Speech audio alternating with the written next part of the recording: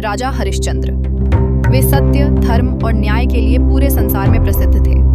कहा जाता था कि राजा हरिश्चंद्र कभी झूठ नहीं बोलते थे, चाहे उनकी जान ही क्यों न चली जाए। एक दिन महर्षि विश्वामित्र ने राजा की सत्यनिष्ठा की परीक्षा लेने का निश्चय किया।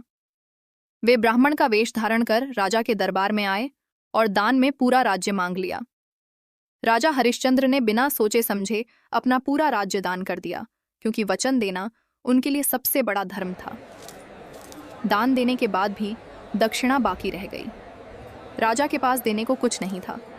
तब उन्होंने अपनी पत्नी रानी तारामती और पुत्र रोहित के साथ राज्य छोड़ दिया और काशी, वाराणसी चले गए। वहां राजा हरिश्चंद्र ने एक चांडाल के यहाँ श्मशान में काम करना स्वीकार किया।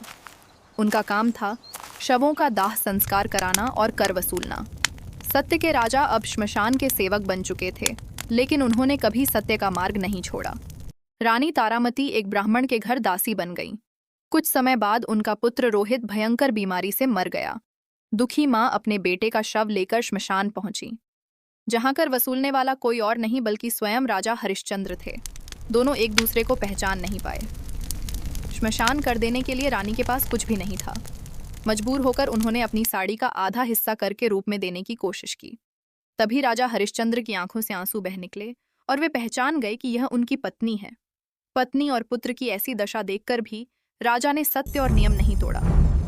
वे अत्यंत पीड़ा में ईश्वर से प्रार्थना करने लगे। उसी क्षण आकाश से देवता, महर्षि विश्वामित्र और स्वयं भगवान प्रकट हुए अतिथिरांगते हुए। यह सब राजा की परीक्षा थी। उनकी सत्यनिष्ठा से प्रसन्न होकर देवताओं ने रोहित को जीवित कर दिया। राजा को उनका राज्य वापस मिला और परिवार फिर से एक हो गया। देवताओं ने घोषणा की,